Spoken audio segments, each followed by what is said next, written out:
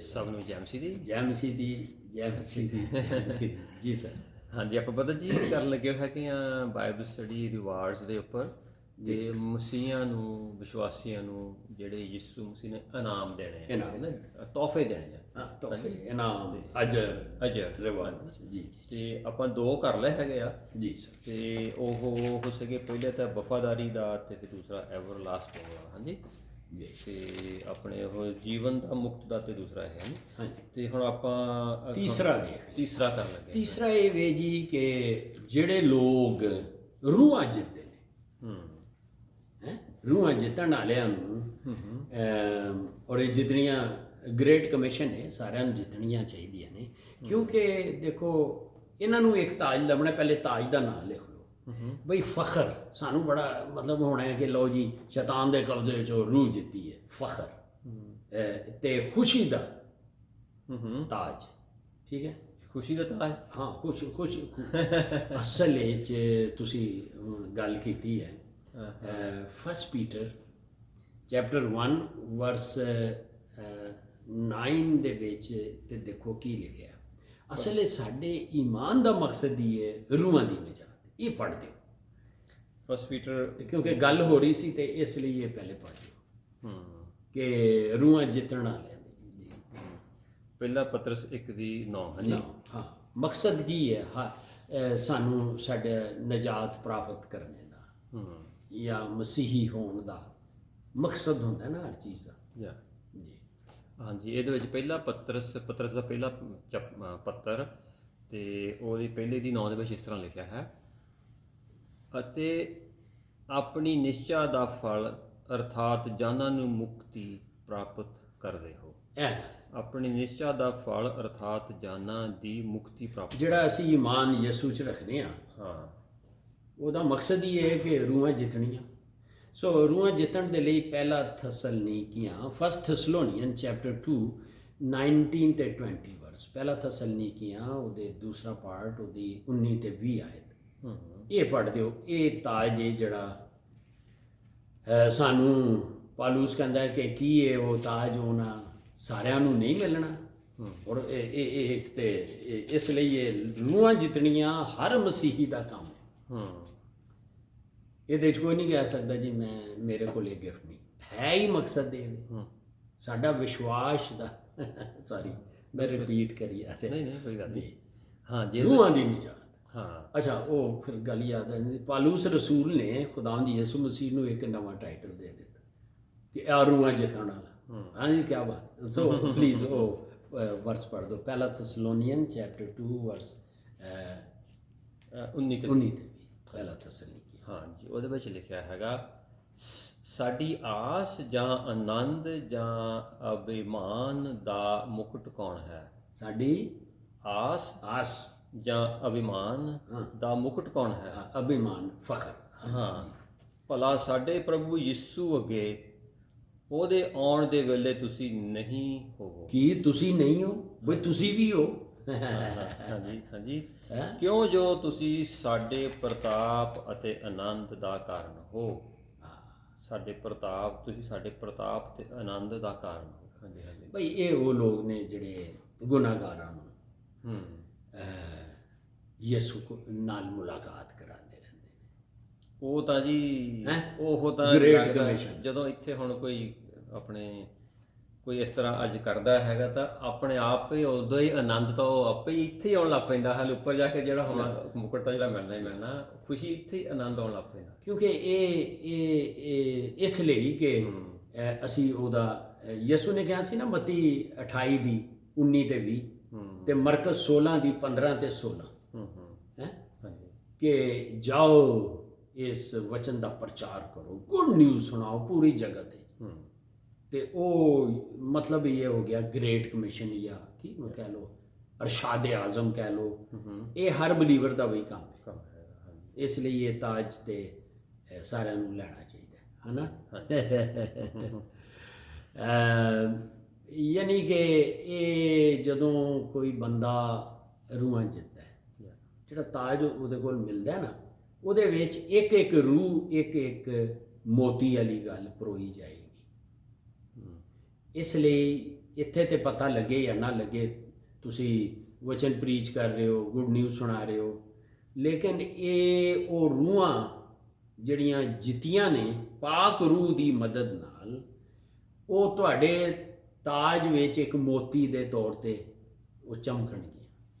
ਤੇ ਇਹ ਜਿਹੜੇ ਤਾਜ ਹੋਣੇ ਜੀ, ਇਹ ਰੂਹਾਨੀ ਹੋਣੇ ਜਾਂ ਸੱਚੀ ਮੁੱਚੀ ਫਿਜ਼ੀਕਲੀ ਹੋਊਗੇ? ਦੇਖੋ, ਇਹ ਬਿਲਕੁਲ ਇਹ ਇੱਕ ਸਰਮਨੀ ਹਾਲਤ ਨਹੀਂ ਹੋ ਰਹੀ। ਇਹ ਹੋਏਗੀ ਜਦੋਂ ਹਵਾ ਦੇ ਵਿੱਚ ਜਾਂ ਉੱਤੇ ਜਾ ਕੇ। ਹਾਂਜੀ। ਸੋ ਇਹ ਤਾਜ ਅਸੀਂ ਯਿਸੂ ਦੇ ਚਰਨਾਂ 'ਚ ਰੱਖਣੇ ਨੇ। ਹਾਂਜੀ। ਠੀਕ ਹੈ ਨਾ, ਵਚਨ ਵਿੱਚ ਹੈਗਾ। Yeah. ਸੋ ਇਹ ਤਾਜ ਬਿਲਕੁਲ ਜਿਸ ਤਰੀਕੇ ਨਾਲ ਇਹ ਯਿਸੂ ਦੇ ਲਈ ਦੱਸਿਆ ਹੈ। ਦੇਖੋ ਨਾ, ਜਦੋਂ ਅਸੀਂ ਛਠੀ ਮੋੜ ਖੁੱਲੀ, 6ਵੀਂ ਰੈਵਲੇਸ਼ਨ ਚੈਪਟਰ 6 ਦੇ ਵਿੱਚ, ਉਹਦੇ ਵਿੱਚ ਵੇਖੋ ਤੇ ਉੱਥੇ ਦੱਸਿਆ ਗਿਆ ਹੈ ਕਿ ਐਂਟੀ ਕ੍ਰਾਈਸਟ ਨਿਕਲਿਆ, ਉਹਨੂੰ ਇੱਕ ਤਾਜ ਦਿੱਤਾ ਗਿਆ। ਤਾਜ ਮੀਨਸ ਇੱਕ ਉਹਨੂੰ ਰਾਇਲਟੀ ਜਾਂ ਉਹਨੂੰ ਇੱਕ ਇਜਾਜ਼ਤ ਦਿੱਤੀ ਗਈ ਇੱਕ। ਲੇਕਿਨ ਬਾਈਬਲ ਵਿੱਚ ਅੱਗੇ ਰੈਵਲੇਸ਼ਨ ਵਿੱਚ ਪੜ੍ਹੀ ਹੈ ਕਿ ਯਿਸੂ ਕੋਲ ਤੇ ਤਾਜ ਹੀ ਤਾਜ ਨੇ। ਇਹ ਉਹੀ ਤਾਜ ਨੇ ਜਿਹੜੇ ਤਾਜ ਕੀ ਦੱਸਦਾ ਹੈ, ਇੱਕ ਕਿਸਮ ਦਾ ਲਾਰਡਸ਼ਿਪ ਨੂੰ ਦੱਸਦਾ ਹੈ, ਬਾਦਸ਼ਾਹਤ ਦੇ ਲਈ ਦੱਸਦਾ ਹੈ ਨਾ। ਇਹ ਇਸ ਲਈ ਤੇ ਅਸੀਂ ਜਿਹੜੇ ਯਿਸੂ ਜਾਣ ਕੇ ਸਾਡੇ ਕੋਲ ਤਾਜ ਹੋਣਗੇ ਨਾ, ਉਹ ਯਿਸੂ ਦੇ ਚਰਨਾਂ 'ਚ ਰੱਖਣੇ ਨੇ। ਜਿਸ ਤਰ੍ਹਾਂ ਪਿਛਲੀ ਵਾਰੀ ਦੇਖਿਆ ਸੀ ਕਿ ਬਈ ਜੇ ਉਹ ਖਾਲੀ ਤਾਜ ਹੀ ਰੱਖ ਦਈਏ ਤੇ ਉਹਦੇ ਵਿੱਚ ਕੁਝ ਹੀਰੇ ਜਵਾਹਰਾਤ, ਇਹ ਹੀ ਉਹ ਰੂਹਾਂ ਨੇ ਜਿਹੜੀਆਂ ਫਿਰ ਰੱਖੀਆਂ ਜਾਣਗੀਆਂ। ਇਸ ਲਈ ਇਹ ਜਿਹੜਾ ਤਾਜ ਕਿਹੜਾ ਦੱਸਿਆ, ਇਹ ਫਖਰ, ਇਸ ਲਈ ਤੇ ਖੁਸ਼ੀ ਦਾ ਤਾਜ, ਬੜਾ ਆਨੰਦ ਆ। ਇਹ ਤੇ ਹਰ ਬਲੀਵਰਸ ਨੂੰ ਵੀ ਲੈਣਾ ਚਾਹੀਦਾ ਹੈ। ਠੀਕ ਹੈ। ਹਾਂਜੀ। ਇਹਦੇ 'ਚ ਕੋਈ ਸਵਾਲ ਹੋਏ ਠੀਕ ਹੈ, ਨਹੀਂ ਤੇ ਚੌਥਾ ਤਾਜ ਵੇਖ ਲੈਂਦੇ ਹਾਂ। ਹਾਂਜੀ, ਇਹ ਹੈਗਾ ਜੋਏ ਆਫ ਸੌਰੀ ਕਰਾਊਨ। ਉੱਥੇ ਤੁਸੀਂ ਪੜ੍ਹਿਆ ਸੀ ਨਾ ਕਿ ਫਖਰ ਤੇ ਖੁਸ਼ੀ ਦਾ ਤਾਜ। ਹਾਂ, ਫਖਰ ਤੇ ਖੁਸ਼ੀ ਦਾ ਤਾਜ। ਹਾਂ, ਹਾਂਜੀ। ਠੀਕ ਹੈ। ਇਹ ਤੀਸਰਾ ਸੀ, ਹੈ ਨਾ। ਹਾਂਜੀ। ਯਾਨੀ ਰੂਹਾਂ ਜਿੱਤਣ ਵਾਲੇ।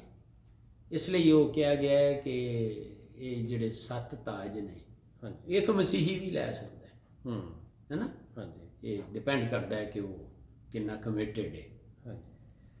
ਸੋ ਇੱਕ ਹੋਰ ਤਾਜ ਵੀ ਕਾਊਂਟ ਹੋ ਰਿਹਾ ਹੈ ਕਿ ਜਿਹੜੇ ਯਿਸੂ ਦੇ ਆਉਣ ਦੀ ਤਿਆਰੀ ਕਰਦੇ ਰਹਿੰਦੇ ਨੇ। ਅੱਜ ਆਇਆ, ਅਸੀਂ ਸੋਚੀਏ ਸਭ ਤੋਂ ਪਹਿਲੇ ਮੈਂ ਰੋਜ਼ ਸਵੇਰੇ ਉੱਠ ਕੇ ਜਾਂ ਦਿਨੇ ਕਹਿੰਦਾ ਰਹਿਣਾ ਸ਼ਾਇਦ ਯਿਸੂ ਨੇ ਆ ਜਾਣਾ ਹੈ, ਉਹਦੀ ਤਿਆਰੀ ਹੈਗੀ ਹੈ ਕਿ ਨਹੀਂ।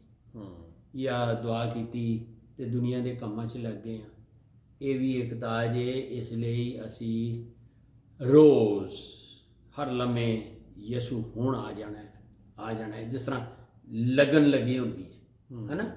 ਹੁੰਦੀ ਹੈ ਨਾ, ਯਾਰ ਉਹ ਫਲਾਣੇ ਬੰਦੇ ਨੇ ਆਉਣਾ ਹੈ, ਸਾਡੇ ਬੇਟੇ ਨੇ ਆਉਣਾ ਹੈ, ਫਲਾਣੇ ਨੇ, ਸਾਡਾ ਬਾਪ ਆ ਰਿਹਾ ਹੈ, ਸਾਡਾ ਭਰਾ ਆ ਰਿਹਾ ਹੈ, ਉਹਨੇ ਆਉਣਾ ਹੈ। ਸੋ ਇਹਨੂੰ ਕਹਿੰਦੇ ਨੇ, ਇਹ ਯਿਸੂ ਨਾਲ ਇਹਦਾ ਤਲਕ ਹੈਗਾ ਤੇ ਰਾਈਚਸਨੈਸ ਦਾ ਤਾਜ, ਧਾਰਮਿਕਤਾ ਦਾ ਤਾਜ, ਰਾਸਤਬਾਜ਼ੀ ਦਾ ਤਾਜ।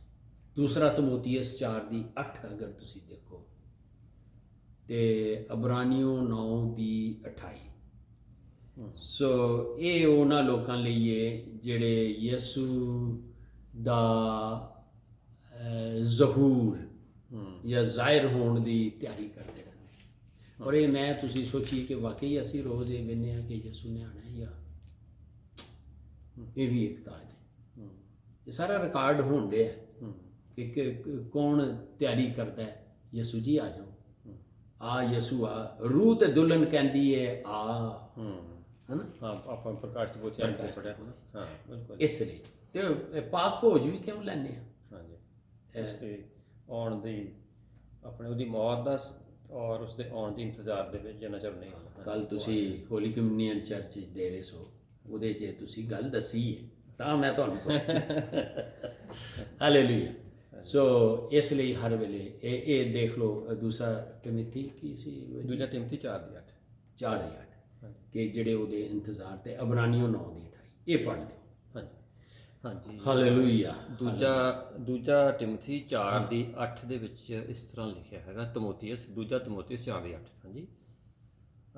ਲਿਖਿਆ, ਹੁਣ ਤੋਂ ਧਰਮ ਦਾ ਮੁਕਟ, ਹਾਂਜੀ, ਮਤਲਬ ਰਚਿਸਨੈਸ ਤੇ ਧਾਰਮਿਕਤਾ ਦਾ, ਧਰਮ ਦਾ ਮੁਕਟ ਯਾਨੀ ਤਾਜ, ਹਾਂਜੀ, ਹੁਣ ਤੋਂ ਧਰਮ ਦਾ ਮੁਕਟ ਮੇਰੇ ਲਈ ਰੱਖਿਆ ਹੋਇਆ ਹੈ।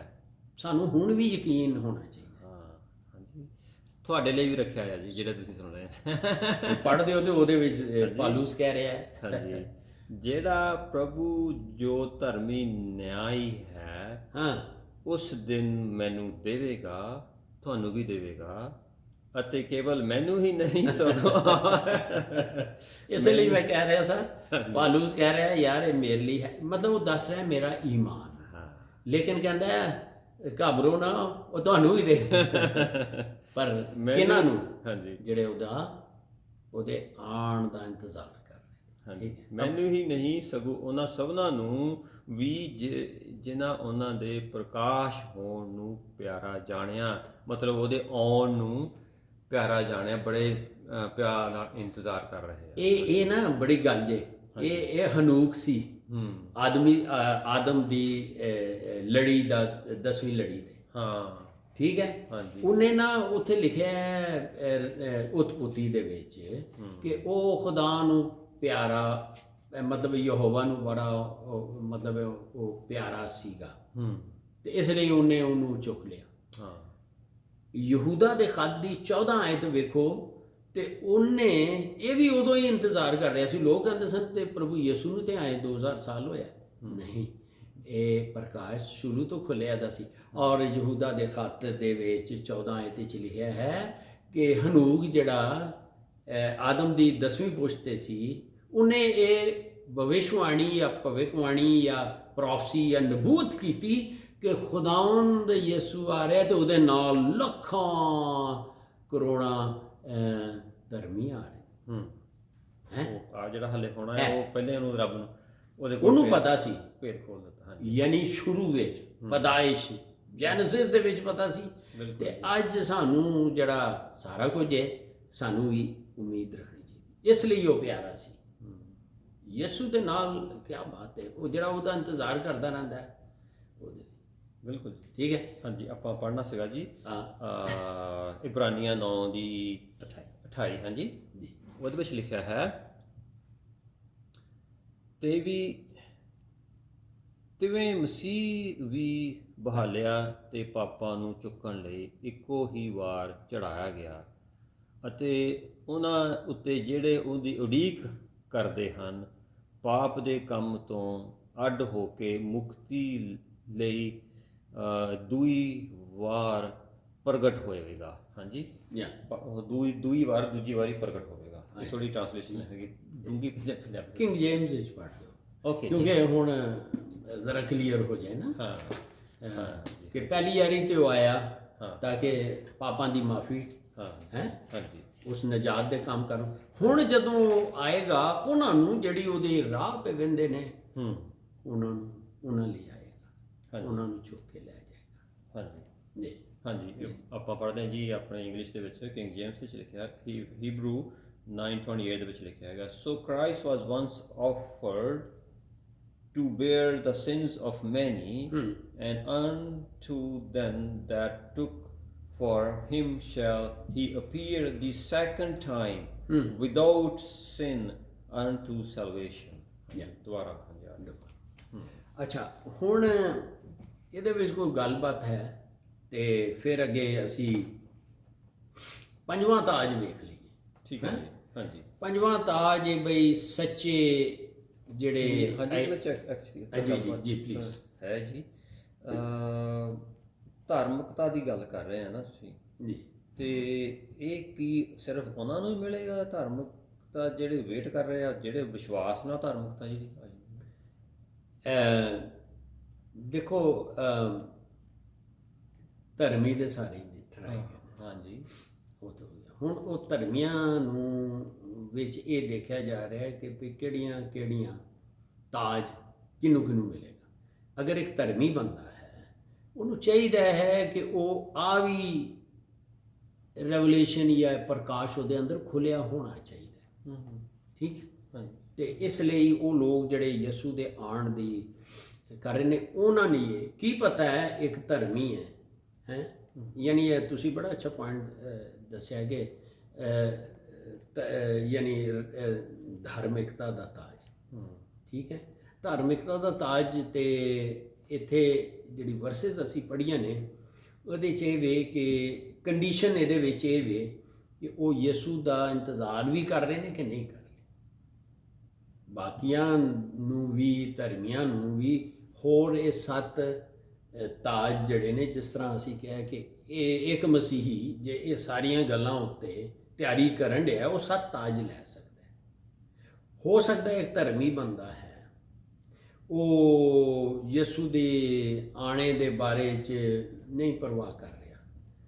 ਤੇ ਪਹਿਲੀ ਤਾਂ ਇਹ ਗੱਲ ਹੈ ਕਿ ਧਰਮੀ ਦੇ ਉੱਤੇ ਸਾਰੇ ਹੀ ਹੋਣਗੇ ਜਿਨ੍ਹਾਂ ਨੂੰ ਇਹ ਰਿਵਾਰਡ ਮਿਲਣਗੇ। ਸੋ ਸ਼ਾਇਦ ਉਹ ਇਹ ਤਾਜ ਨਾ ਮਿਲੇ ਉਹਨੂੰ। ਅੱਛਾ, ਮਤਲਬ ਇਹ ਵਿਸ਼ਵਾਸ, ਯਿਸੂ ਤੇ ਵਿਸ਼ਵਾਸ ਕਰਕੇ ਧਰਮੀ ਤਾਂ ਸਾਰੇ ਬਣ ਗਏ, ਪਰ ਜ਼ਰੂਰੀ ਨਹੀਂ ਸਾਰਿਆਂ ਨੂੰ ਇਹ ਧਾਰਮਿਕਤਾ ਵਾਲਾ ਤਾਜ ਮਿਲੇ। ਤੁਸੀਂ ਇਹ ਕਹਿੰਦੇ ਉਹ ਸਿਰਫ ਤਾਜ ਉਹਨਾਂ ਨੂੰ ਮਿਲੂਗਾ ਜਿਹੜੇ ਉਹਦੀ ਵੇਟ ਕਰ ਰਹੇ, ਇੰਤਜ਼ਾਰ ਕਰ ਰਹੇ ਹਨ, ਇਹ ਕਰ ਰਹੇ ਤੁਸੀਂ? ਹਾਂ ਬਿਲਕੁਲ। ਤੇ ਇਹ ਦੋ ਵੱਖਰੀਆਂ ਚੀਜ਼ਾਂ ਹੋ ਗਈਆਂ, ਇੱਕ ਧਾਰਮਿਕਤਾ, ਧਾਰਮਿਕਤਾ ਦਾ ਤਾਜ, ਹਾਂਜੀ, ਇੱਕ ਜਿੱਦਾਂ ਉਹ ਧਾਰਮਿਕਤਾ ਦੀ ਪੋਸ਼ਾਕ ਜੀ, ਓਕੇ, ਠੀਕ ਹੈ ਨਾ। ਹਾਂਜੀ ਹਾਂ, ਸੋ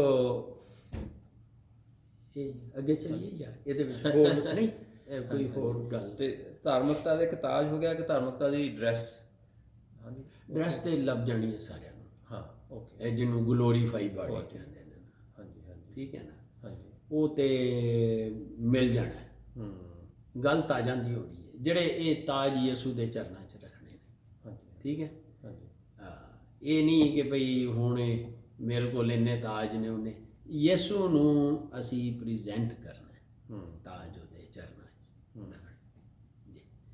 ਤੇ ਅੱਛਾ ਨਹੀਂ ਲੱਗੇਗਾ ਕਿ ਅਸੀਂ ਇਹ ਸਾਰੇ ਰਿਵਾਰਡ ਯਿਸੂ ਜੀ ਹੈ ਲੋ, ਕਹੇਗਾ ਵਾਹ ਵਾਹ, ਹੈ ਨਾ। ਤੇ ਕਈ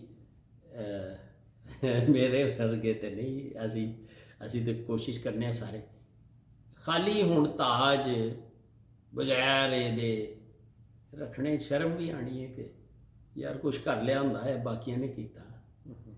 ਸੋ ਇਹ ਕੰਮਾਂ ਦੇ ਮੁਤਾਬਿਕ ਸਾਡੇ ਡਰੈਸ ਵੀ ਤਿਆਰ ਹੋਣਗੇ, ਠੀਕ ਹੈ ਨਾ। ਇਹ ਜਿਹੜੀ ਅੱਗੇ ਸਟੱਡੀਜ਼ ਕੀਤੀ, ਔਰ ਫਿਰ ਕੰਮਾਂ ਦੇ ਮੁਤਾਬਿਕ ਡਿਊਟੀਜ਼ ਵੀ, ਪੋਜੀਸ਼ਨਾਂ ਵੀ ਦਿੱਤੀਆਂ ਜਾਣਗੀਆਂ। ਇਹ ਵੀ ਅਸੀਂ ਸਟੱਡੀ ਕਰਨੀ ਹੈ। ਤੇ ਸਾਰੇ ਹੀ ਧਰਮੀ ਨੇ, ਇਸ ਲਈ ਜ਼ੋਰ ਮਾਰਨਾ ਹੈ, ਇਹ ਢਿੱਲਿਆ ਨਹੀਂ ਹੋਣਾ। ਬਿਲਕੁਲ, ਖਾਹਿਸ਼ ਹੋਏ ਨਾ ਤੇ ਫਿਰ ਪਾਕ ਨੂੰ ਮਦਦ ਕਰਦਾ ਹੈ ਸਾਡੀ। ਜੇ ਸਾਡੀ ਵਿੱਚ ਖਾਹਿਸ਼ ਹੀ ਨਹੀਂ ਹੈ, ਠੀਕ ਹੈ। ਹਾਂਜੀ ਬਿਲਕੁਲ ਜੀ, ਸੌਰੀ ਮੈਂ ਤੁਹਾਡਾ ਹਾਲੇਲੂਇਆ। ਹਾਂਜੀ। ਸੋ ਪੰਜਵਾਂ ਤਾਜ ਸਰ ਇਹ ਲਿਖਿਆ ਹੈ ਬਾਈਬਲ ਦੇ ਵਿੱਚ 1 ਪੀਟਰ ਚੈਪਟਰ 5 ਵਰਸ 4 ਦੇ ਵਿੱਚ। ਇਹ ਬੜਾ ਇੰਪੋਰਟੈਂਟ ਤਾਜ ਹੈ। ਇਹ ਖਾਸ ਤੌਰ ਤੇ ਇਹ ਆਗੂਆਂ ਲਈ, ਜਿਨ੍ਹਾਂ ਨੂੰ ਤੁਸੀਂ ਕਹਿ ਲਓ ਅਯਾਲੀਆਂ ਲਈ ਹੈ, ਗੱਲਾਬਾਨਾਂ ਲਈ ਹੈ, ਡੀਕਨਸ ਲਈ ਹੈ, ਐਲਡਰਸ ਲਈ ਹੈ, ਇਹ ਪਾਸਟਰਾਂ ਲਈ ਹੈ, ਇਹ ਅਵੈਂਜਲਿਸਟਸ ਦੇ ਲਈ ਹੈ, ਇਹ ਟੀਚਰਸ ਦੇ ਲਈ ਹੈ, ਜਿਹੜੇ ਅੱਗੇ ਹੋ ਕੇ ਖਿਦਮਤ ਕਰਦੇ ਨੇ, ਠੀਕ ਹੈ।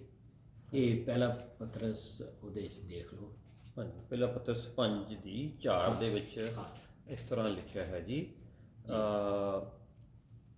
ਤਾਂ ਜਿਸ ਵੇਲੇ ਸਰਦਾਰ ਅਯਾਲੀ ਪ੍ਰਗਟ ਹੋਵੇਗਾ, ਤੁਹਾਨੂੰ ਤੇਜ ਦਾ ਉਹ ਮੁਕਟ ਮਿਲੇਗਾ ਜਿਹੜਾ ਕਮਲਾਉਂਦਾ ਨਹੀਂ।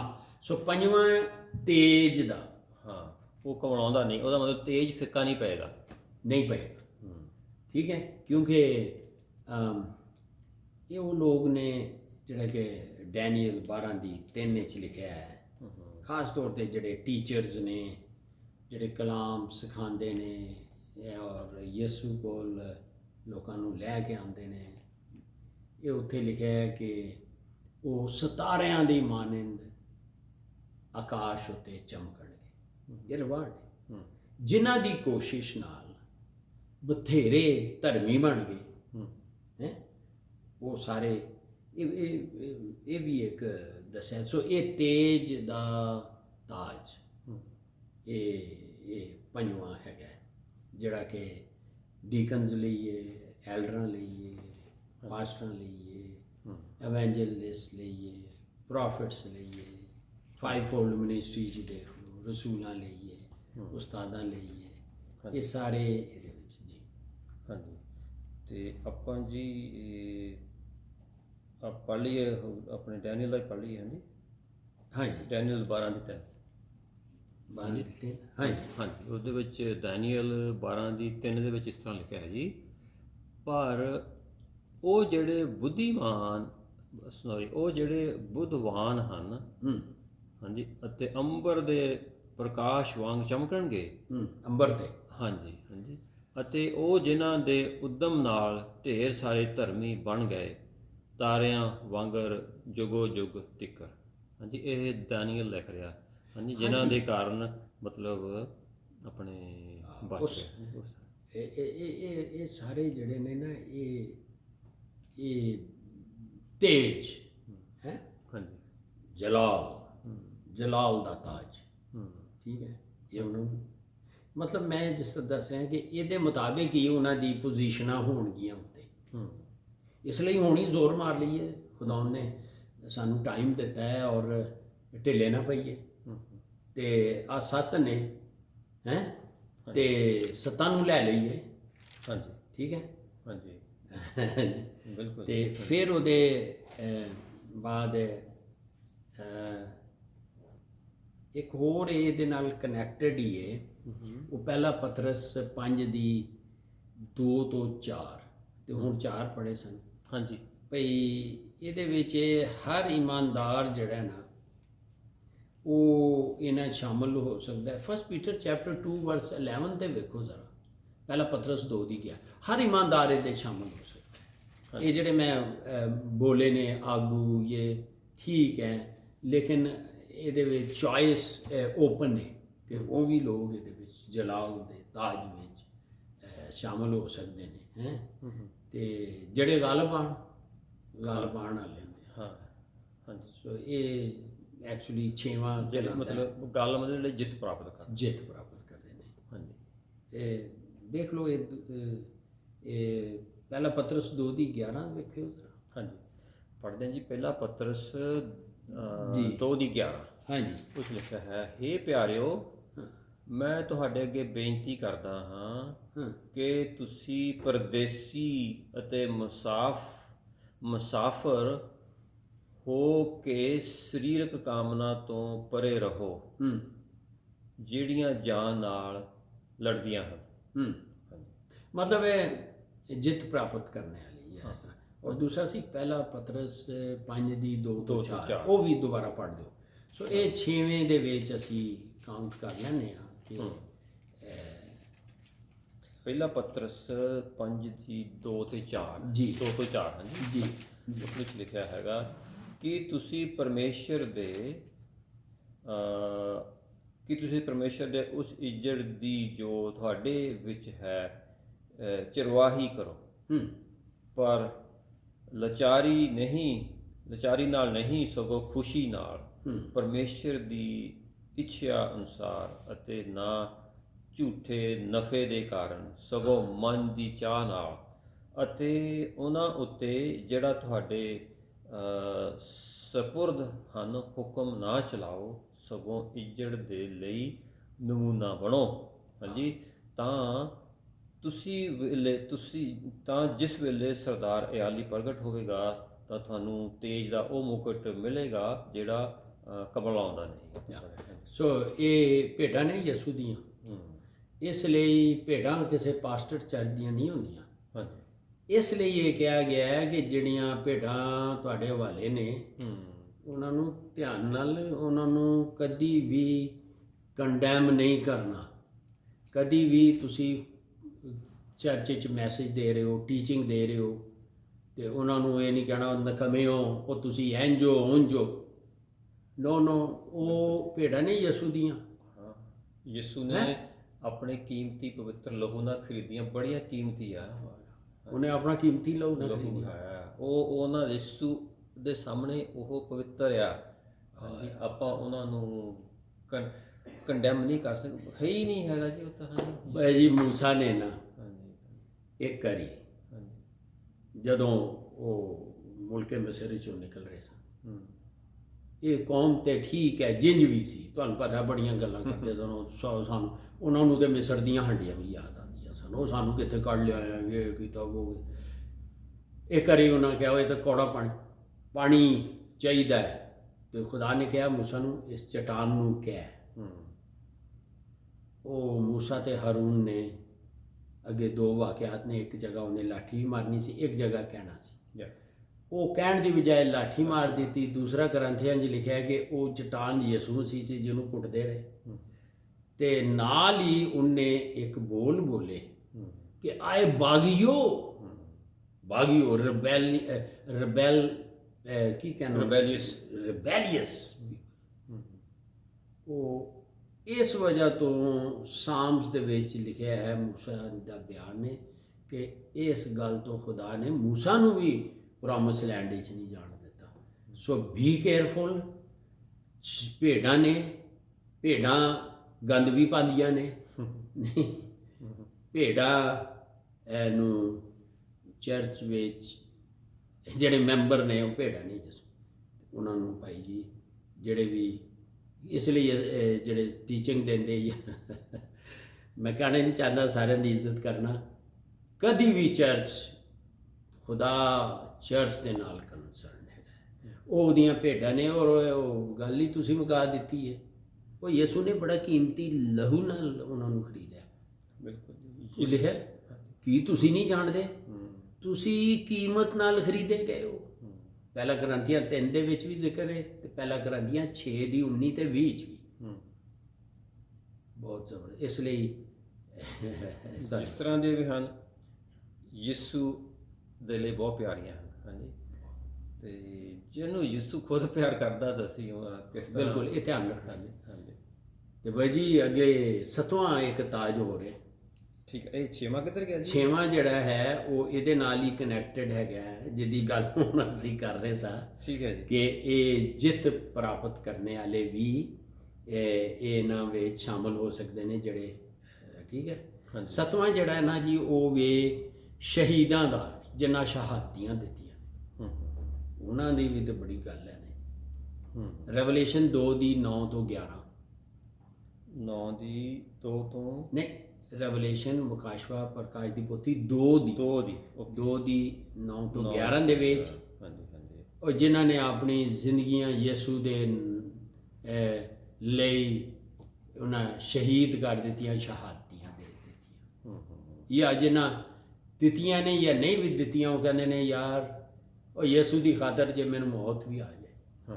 ਹੈਂ, ਪੋਲੀਕਾਰਪ ਇੱਕ ਯੂਹੰਨਾ, ਯਿਸੂ ਦਾ ਭਰਾ ਨਹੀਂ, ਬਾਈਬਲ ਵਿੱਚ ਜਿਹੜਾ ਯੂਹੰਨਾ, ਇਹ ਉਹਦਾ ਚੇਲਾ ਸੀ ਪੋਲੀਕਾਰਪ। ਇਹਨੂੰ ਇਹ ਕਹਿੰਦਾ ਜੀ ਕੁਝ ਵੀ ਹੋਵੇ ਤੇ ਇਹਨੂੰ ਅੱਗ ਦੇ ਭੱਠੀ ਸੁੱਟ ਦਿੱਤਾ ਗਿਆ। ਅੱਗ ਵੀ ਨਹੀਂ ਸਾੜ ਸਕੀ ਕਿਉਂਕਿ ਇਹਦੇ ਅੰਦਰ ਯਿਸੂ ਦੀ ਅੱਗ ਸੀ, ਤੇ ਉਹਨੂੰ ਫਿਰ ਬਾਹਰ ਅੱਗ ਵੀ ਨਹੀਂ ਸਾੜ ਸਕੀ।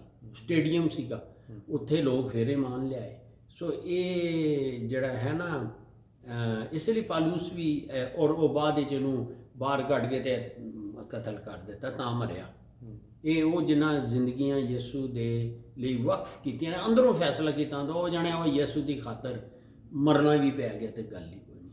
ਇਹ ਤਾਜ ਉਹਨਾਂ ਲਈ ਵੀ ਹੈ, ਤੇ ਜਿਨ੍ਹਾਂ ਸ਼ਹਾਦਤੀਆਂ ਦੇ ਦਿੱਤੀਆਂ ਨੇ ਉਹਨਾਂ ਲਈ ਵੀ, ਤੇ ਜਿਨ੍ਹਾਂ ਨੇ ਇਹ ਵੀ ਧਈਆ ਕੀਤਾ, ਹਾਲਾ ਸ਼ਹਾਦਤੀਆਂ ਦਿੱਤੀਆਂ ਨਹੀਂ, ਨੀਅਤ ਦੀ ਗੱਲ ਹੈ, ਇੰਟੈਂਸ਼ਨ ਦੀ ਗੱਲ ਹੈ, ਉਹਨਾਂ ਨੂੰ ਵੀ ਇਹ ਮਿਲਦਾ ਹੈ। ਠੀਕ ਹੈ, ਜਿਸ ਤਰੀਕੇ ਨਾਲ ਸੌਰੀ ਵੀਰ ਜੀ ਪੜ੍ਹ ਦੇਣਾ, ਚੇਲਿਆਂ ਦੇ ਕਰਤੱਵ, ਮੈਂ ਫਿਰ ਭੁੱਲ ਜਾਣਾ, ਚੇਲਿਆਂ ਦੇ ਕਰਤੱਵ 7 ਦੀ 54 ਤੋਂ 60 ਦੇ ਵਿੱਚ ਸਟੀਫਨ ਦਾ ਜ਼ਿਕਰ ਹੈ।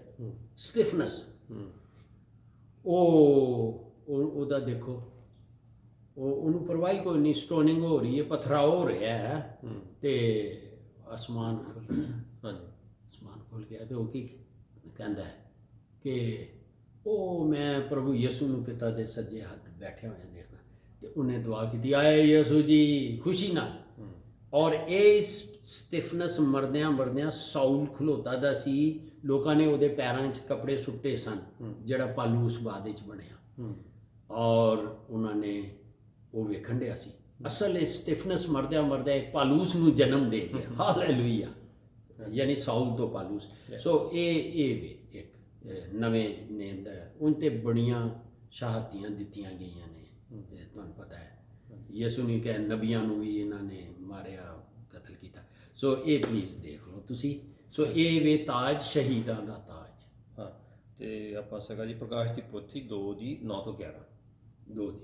ਹਾਂਜੀ, ਉਸ ਦੇ ਵਿੱਚ ਇਸ ਤਰ੍ਹਾਂ ਲਿਖਿਆ ਹੈ ਜੀ, ਹਾਲੇਲੂਇਆ, ਹਾਲੇਲੂਇਆ। ਮੈਂ ਤੇਰੀ ਬਿਪਤਾ ਅਤੇ ਗਰੀਬੀ ਨੂੰ ਜਾਣਦਾ ਹਾਂ। ਹਾਂਜੀ, ਭਾਵੇਂ ਤੂੰ ਧਨਵਾਨ ਹੈ ਅਤੇ ਉਹਨਾਂ ਦੇ ਕੁਫਰ ਨੂੰ ਵੀ, ਜਿਹੜੇ ਆਪਣੇ ਆਪ ਨੂੰ ਯਹੂਦੀ ਦੱਸਦੇ ਹਨ, ਹੈਗੇ ਨੇ, ਹਾਂਜੀ, ਪਰ ਨਹੀਂ ਹਨ, ਸਗੋਂ ਸ਼ੈਤਾਨ ਦੀ ਮੰਡਲੀ ਹਨ। ਜਿਹੜੇ ਦੁੱਖ ਤੈਂ ਭੋਗਣੇ ਹਨ, ਤੂੰ ਉਹਨਾਂ ਤੋਂ ਨਾ ਡਰੀ। ਵੇਖ, ਸ਼ੈਤਾਨ ਤੁਹਾਡੇ ਵਿੱਚੋਂ ਕਈਆਂ ਨੂੰ ਕੈਦ ਵਿੱਚ ਪਾ ਸੁੱਟੇਗਾ ਅਤੇ ਤੁਸੀਂ ਪਰਤਾਏ ਜਾਓਗੇ, ਤੇ ਤੁਸੀਂ 10 ਦਿਨਾਂ ਤੱਕ ਬਿਪਤਾ ਭੋਗੋਗੇ, ਪਰ ਮਰਨ ਤੋੜੀ ਵਫਾਦਾਰ ਰਹਿ, ਤਾਂ ਜੋ ਤੈਨੂੰ ਜੀਵਨ ਦਾ ਮੁਕਟ ਦਿਆਂਗਾ। ਜਿਸ ਦੇ ਕੰਨ ਹੋਣ ਸੁਣੇ ਕੀ ਆਤਮਾ ਕੀ ਕਲੀਸਿਆ ਨੂੰ ਆਖਦੀ ਹੈ। ਜਿਹੜਾ ਜਿੱਤਣ ਵਾਲਾ ਹੈ ਦੂਜੀ ਮੌਤ ਤੋਂ ਉਹਨਾਂ ਦਾ ਕਦੇ ਵਿਗਾੜ ਨਾ ਹੋਵੇਗਾ। ਤੇ ਹਿਬਰੂ ਚੈਪਟਰ 11 ਜਿਹੜਾ ਹੈ ਨਾ, ਇਬਰਾਨੀਆਂ 11, ਹਾਂਜੀ, ਇਹ ਫੇਥ ਦਾ ਚੈਪਟਰ ਹੈ। ਇਹਦੇ ਵਿੱਚ ਇਹ ਜਿਹੜੇ ਸ਼ਹੀਦਾਂ ਦੀ ਗੱਲ ਕਰਨੇ ਆ, ਲੋਕ ਆਰਿਆਂ ਨਾਲ ਵੀ ਚੀਰੇ ਗਏ। ਸਾਰਾ ਕੁਝ ਹੋਇਆ। ਪਿਛਲੀ ਵੀ ਸਟੋਰੀ ਦੱਸੀ ਦੀ ਹੈ, ਪੁਰਾਣੇ ਨੇਮ ਦੇ ਵੀ ਲੋਕਾਂ ਦਾ ਜ਼ਿਕਰ ਹੈ। ਸੋ ਇਹ ਈਮਾਨ ਦਾ ਚੈਪਟਰ ਹੈ। ਇਬਰਾਨੀਆਂ 11 ਬਾਬ ਜ਼ਰੂਰ ਬਲੀਵਰਸ ਨੂੰ ਪੜ੍ਹਨਾ ਚਾਹੀਦਾ ਹੈ। ਭਾਈ ਇਹ ਇੱਕ ਉਹਨਾਂ ਦੇ ਅੰਦਰ ਇੱਕ ਗੱਲ ਸੀ। ਸੋ ਇਹ ਤਾਜ, ਸ਼ਹੀਦਾਂ ਦਾ ਤਾਜ, ਜਿਹੜਾ ਇਹ 7ਵਾਂ ਤਾਜ ਹੈ। ਤੇ ਤੁਸੀਂ ਵਰਸ ਵੀ ਪੜ੍ਹ ਦਿੱਤੀ ਹੈ। ਹਾਂਜੀ, ਤੇ ਚੇਲਿਆਂ ਦੇ ਕਰਤੱਵ 7 ਦੀ ਕੀ ਸੀ, 54 ਤੋਂ 60, ਸਟੀਫਨ ਦਾ ਵੀ ਜ਼ਿਕਰ ਹੈ। ਤੇ ਇਬਰਾਨੀਆਂ 11 ਚੈਪਟਰ ਫੇਥ ਦਾ ਚੈਪਟਰ ਹੈ, ਯਾਨੀ ਵਿਸ਼ਵਾਸ ਦਾ ਚੈਪਟਰ ਹੈ। ਉਹਦੇ ਵਿੱਚ ਵੀ ਇਹ ਸ਼ਹਾਦਤੀਆਂ ਦਾ ਵੀ ਜ਼ਿਕਰ ਹੈ, ਸਾਰੇ ਪੁਰਾਣੇ ਨੇਮ ਦਾ ਵੀ ਸਾਰਾ ਜ਼ਿਕਰ ਆਇਆ। ਸੋ ਇਹ ਹੁਣ 7 ਤਾਜ ਅਸੀਂ ਹੁਣ ਕੋਸ਼ਿਸ਼ ਕਰੀਏ ਤੇ ਲੈ ਸਕਨੇ ਹਾਂ। ਕੀ ਖਿਆਲ ਹੈ? ਠੀਕ ਹੈ ਜੀ, ਬਹੁਤ ਵਧੀਆ। ਇੱਥੇ ਆਪਾਂ ਫਿਨਿਸ਼ ਕਰਦੇ ਸਟੱਡੀ ਨੂੰ ਜੀ। ਪਰਮੇਸ਼ਰ ਪਿਤਾ, ਆਪ ਦਾ ਸ਼ੁਕਰ ਕਰਦੇ ਹਾਂ ਇਸ ਵਚਨ ਦੇ ਲਈ, ਆਪ ਦੀ ਦਇਆ ਰਹਿਮ ਕਿਰਪਾ ਦੇ ਲਈ। ਜੋ ਕੁਝ ਵੀ ਪਵਿੱਤਰ ਆਤਮਾ ਦੁਆਰਾ ਬੋਲਿਆ ਗਿਆ, ਬ੍ਰਦਰ ਇਕਬਾਲ ਜੀ ਤੋਂ ਜੋ ਕੁਝ ਵੀ ਪੜ੍ਹਿਆ ਗਿਆ, ਸੁਣਿਆ ਗਿਆ, ਸਮਝਿਆ ਗਿਆ, ਜੋ ਵੀ ਆਪ ਨੇ ਗੱਲਬਾਤ ਕੀਤੀ, ਪਰਮੇਸ਼ਰ ਪਿਤਾ ਆਪ ਦਾ ਸ਼ੁਕਰ ਕਰਦੇ ਹਾਂ। ਇਹ ਸਾਰਾ ਵਚਨ ਸਾਡੇ ਅੰਦਰ ਵਸ ਜਾਏ ਪਰਮੇਸ਼ਰ ਪਿਤਾ, ਔਰ ਸ਼ੈਤਾਨ ਇਸ ਨੂੰ ਚੁਰਾ ਨਾ ਸਕੇ। ਸਾਰੇ ਵਚਨ ਨੂੰ ਯਿਸੂ ਮਸੀਹ ਦੇ ਪਵਿੱਤਰ ਲਹੂ ਵਿੱਚ ਢਾਲਦੇ ਹਾਂ, ਔਰ ਇਹ ਵਚਨ ਬਹੁਤ ਸਾਰਾ ਫਲ ਲੈ ਕੇ ਆਏ ਆਪ ਦੇ ਰਾਜ ਦੇ ਲਈ, ਔਰ ਵੱਧ ਤੋਂ ਵੱਧ ਫੈਲੇ ਪਰਮੇਸ਼ਰ ਪਿਤਾ। ਆਪ ਦਾ ਸ਼ੁਕਰ, ਆਪ ਦੀ ਦਇਆ ਰਹਿਮ ਕਿਰਪਾ ਮੰਗਦੇ ਹਾਂ, ਔਰ ਇਹ ਸਭ ਕੁਝ ਮੰਗਦੇ ਹਾਂ ਆਪ ਦੇ ਇਕਲੌਤੇ ਪੁੱਤਰ ਸਾਡੇ ਮੁਕਤੀ ਦਾਤਾ ਯਿਸੂ ਮਸੀਹ ਦੇ ਨਾਮ। ਆਮੀਨ।